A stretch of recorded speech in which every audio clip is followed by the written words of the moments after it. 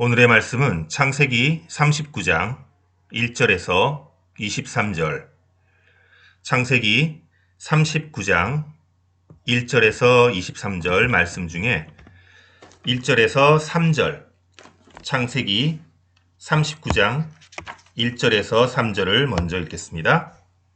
같이 읽겠습니다. 창세기 39장 1절에서 3절.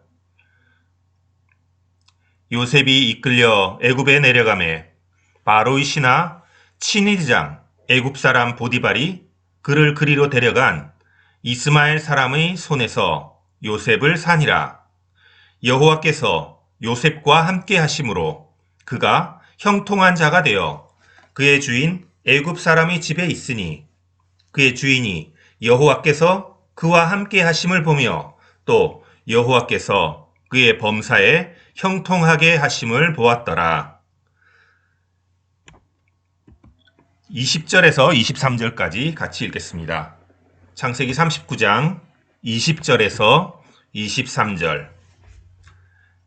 이에 요셉의 주인이 그를 잡아 옥에 가두니 그 옥은 왕의 죄수를 가두는 곳이었더라. 요셉이 옥에 갇혔으나 여호와께서 요셉과 함께 하시고 그에게 인자를 더하사 간수장에게 은혜를 받게 하심에 간수장이 옥중 죄수를 다 요셉의 손에 맡김으로 그 재반 사물을 요셉이 처리하고 간수장은 그의 손에 맡긴 것을 무엇이든지 살펴보지 아니하였으니 이는 여호와께서 요셉과 함께 하심이라. 여호와께서 그를 범사에 형통하게 하셨더라. 아멘. 오늘의 말씀은 요셉의 형통입니다. 요셉의 형통. 창세기 39장 1절에서 23절까지 다 읽어야 되는데 1절에서 3절 그리고 마지막 20절에서 23절을 읽었습니다. 우리가 너무나 잘 아는 요셉의 이야기이죠. 형통이라는 말은 참 우리나라 사람들이 좋아합니다. 만사 형통하세요. 이런 덕담을 우리가 신년에 많이 말하기도 하죠. 인생살이는 여러 가지 문제로 고통이 있고 어려움이 있고 그래서 문제를 해결하고 문제를 극복하기 위해서 애쓰고 힘쓰고 살아가는 것이 인생살이입니다. 우리 신자들이라고 해서 하나님을 믿는 사람들이라고 해서 어려움이 없는 것은 아니죠. 그래서 인생에 늘 찾아오는 문제 가운데 하나님께 기도할 때 하나님께서 우리의 문제를 풀어주시고 우리의 문제를 해결해 주셔서 우리의 삶이 형통한 삶을 살아가기를 늘 소망하고 그렇게 축복하는 것입니다. 그런데 오늘 요셉의 모습을 보면서 과연 요셉이 형통하였나 라는 생각을 합니다. 그렇죠. 분명히 성경에는 그가 형통한 자가 되어 라고 말을 했어요.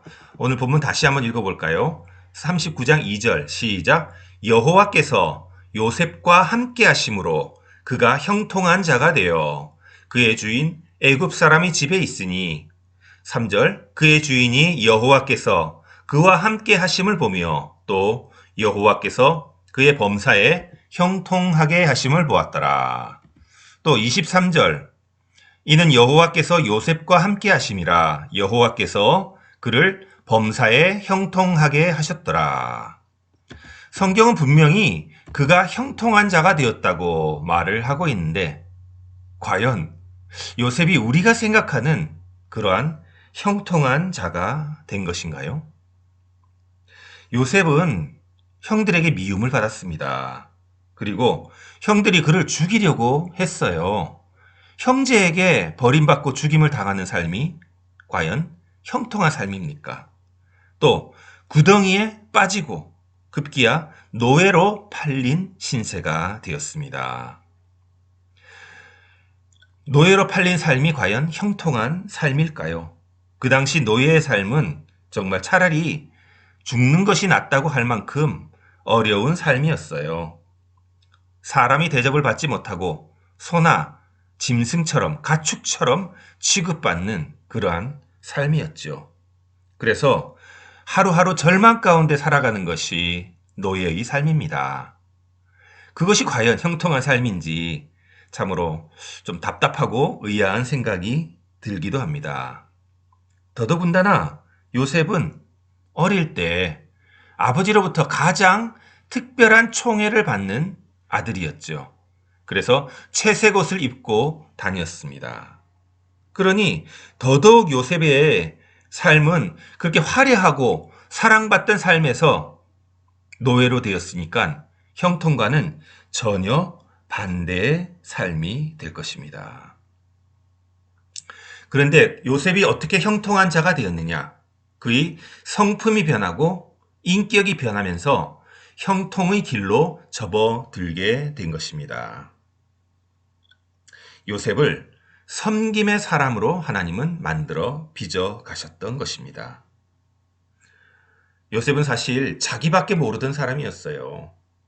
형들에게도 형들의 입장이나 형들의 기분은 어떨지 생각하지 않고 자기가 좋은 꿈 꿨다고 형들에게 막 자랑을 합니다. 그리고 아버지에게도 막 자랑을 합니다.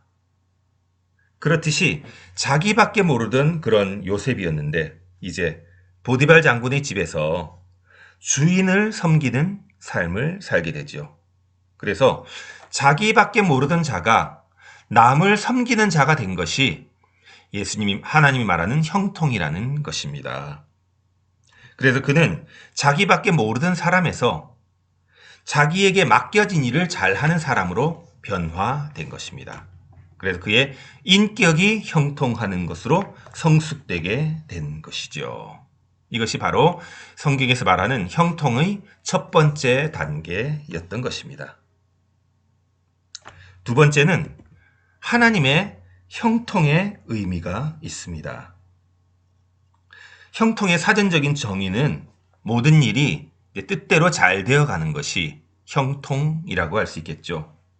돈도 많이 벌게 된다든지, 원하는 대학에 들어간다든지, 좋은 직장에 들어간다든지, 자식들이 잘 된다든지, 여러 가지 자신이 원하는 대로 자기의 뜻대로 잘 되어가는 것을 형통이라고 할 수가 있을 것입니다. 그런데 요셉은 어릴 때는 채색 옷을 입고 아버지의 유별난 사랑을 받으면서 자기가 높아져 있는 자기 중심적인 그러한 삶을 살고 있었죠. 그런데 그렇게 남의 입장 생각하지 않고 자신 중심으로 살아가는 요셉을 하나님의 뜻대로 낮추시고 하나님의 뜻대로 섬기는 훈련을 해가는 것. 그것이 하나님의 형통인 것입니다. 즉, 자기밖에 모르던 사람이 하나님의 뜻대로 살게 된 형통을 요셉이 가지게 된 것이지요. 예수님을 보면 예수님의 고난 역시 사람들이 바라보는 형통의 모습은 아니에요. 십자가상에서 달려 돌아가시고 괴로워하시고 고통받는 것이 그게 무슨 인간의 눈으로 볼 때는 형통입니까? 그러나 당신의 그 고난과 고통을 통해서 모든 인류가 죄사함을 받고 모든 인류가 구원을 얻는 것, 그것이 하나님이 원하시는 인류의 형통이고 예수님이 그 일을 기꺼이 담당하셨기 때문에 모든 사람들에게 구원이 임한 모든 사람의 형통이 된 것이죠. 그래서 예수님께서 본인의 희생으로 말미암아 모든 사람의 형통을 짊어지셨던 것입니다. 저도 병을 앓고 나서 제가 지금까지 살아오면서 세상에서 잘 나가고 세상에서 열심히 살았던 것, 그것도 감사했고, 그리고 그 이전에도 목회자로서 전도사, 강도사, 부목사를 거쳐 담임 목사까지 오기까지 여러 가지 삶 가운데 기쁘고 행복하고 좋았던 그런 경험들이 많이 있습니다. 그러나 지금까지 제가 느끼고 행복해했던 것과는 비교할 수 없는 깊이의 영성을 가지게 된 것이죠. 그리고 내가 지금 이 병의 고난을 통해서 또 암으로 고생하는 다른 누구에게 내가 위로와 새 힘과 그리고 나도 나을 수 있다는 희망의 근원이 되었기 때문에 저에게는 이 암이 형통의 의미로 다가오는 것입니다. 그래서 이것이 진정한 하나님의 형통이 되는 것입니다. 만약에 병만 낫고 하나님께 돌아가지 못하고 하나님을 만나지 못한다면 그것은 하나님이 원하는 형통이 아니에요. 만약에 어떤 사람이 돈이 많아서 정말 떵떵거리며 부자로 살지만 그 부자로 사는 것이 자기 하나 기쁘고 자기 하나 즐겁고 자기 하나 요트 여행 다니고 뭐 골프 치러 다니고 세계 여행 다니고 하는 것으로 그친다면은 그것은 진정한 의미의 형통이라고 할 수가 없는 것이죠.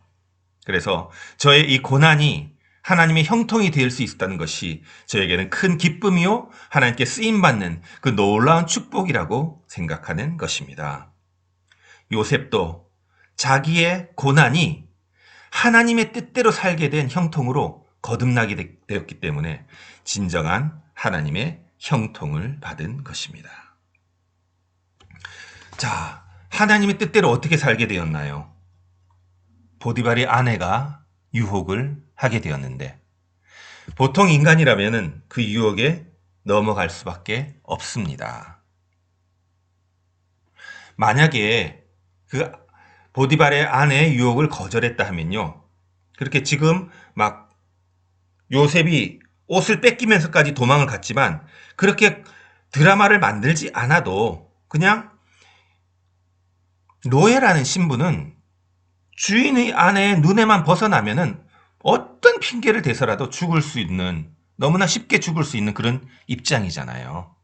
그런데 요셉은 자신의 그런 상황을 알면서도 하나님께 죄를 짓지 않겠다는, 하나님의 뜻대로 살겠다는 그 마음으로 그 자리를 벗어나고 그것을 감당했던 것이죠. 그래서 진정한 하나님의 형통의 의미를 알고 살아간 사람이 요셉이었던 것입니다. 그래서 성경은 요셉을 형통의 사람이라고 이야기하는 것입니다. 요셉은 자신 신변의 모든 위험을 그것을 믿음으로 이겨내었던 것입니다. 죽기를 각오하고 하나님의 법을 택했던 것이 요셉의 형통의 의미였습니다. 그래서 하나님께서는 요셉을 보디발이 죽이라고 하지 않고 감옥에 갇히게 하는 그러한 은혜를 또 주시게 되었던 것이죠. 세 번째, 하나님의 뜻을 알게 된 형통입니다. 물론 요셉은 억울했습니다. 그 당시는 하나님의 뜻을 알지 못했습니다. 얼마나 화가 나고 분하고 그랬겠습니까? 그러나 요셉은 하나님을 믿는 믿음으로 그 쓴 뿌리를 이겨낼 수 있었고요. 또 자기가 지금까지 낮아져서 다른 사람을 종으로서, 노예로서 보디발을 잘 섬기던 그 모습 그대로, 남을 섬기던 그 모습 그대로 감옥에서도 남을 섬기고 간수장을 섬기고, 그름으로 인해서 요셉은 또 술 맡은 관원장, 떡 맡은 관원장을 섬길 수 있는 기회를 찾게 된 것입니다. 그 일을 통해서 어떻게 되었습니까? 나중에 술 맡은 관원장이 복권된 다음에 3년이 지나서 요셉을 기억하게 되었죠. 그래서 요셉은 다시 바로왕 앞에 가서 그 꿈을 해석함으로 말미암아 그 애굽의 총리가 되는 놀라운 축복을 받게 되었습니다. 근데 우리가 여기서 그냥 끝나면요. 그냥 해피엔딩으로 끝나면은 세상적인 해피엔딩과 다를 바가 없어요. 세상적으로 요셉이 총리가 되어서 자기가 잘 먹고 자기가 잘 살고 자기가 권력을 누리고 행복한 것이 과연 하나님의 형통인지요? 물론 그 정도만 해도 충분히 훌륭한 형통이라고 할 수 있습니다. 그러나 세상에서 재벌처럼, 얼마 전에도 재벌 한 명이 이제 하늘나라 이제 운명을 하셨죠. 재벌로 살면서도 자기만을 위해 살아가는 그런 자신의 부를 누릴 수도 있어요. 그런데 그것을 우리는 신앙적인 면에서 형통이라고 하지 않습니다.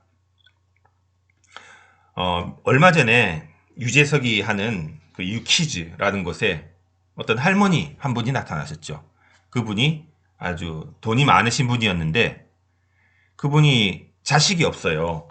평생을 홀로 살았거든요. 그래서 그 할머니께서 자기가 죽기 전에 카이스트에 766억 원을 기부를 하셨습니다.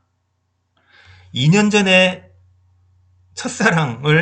평생 첫사랑을 다시 만나서 처음으로 결혼을 하셨어요.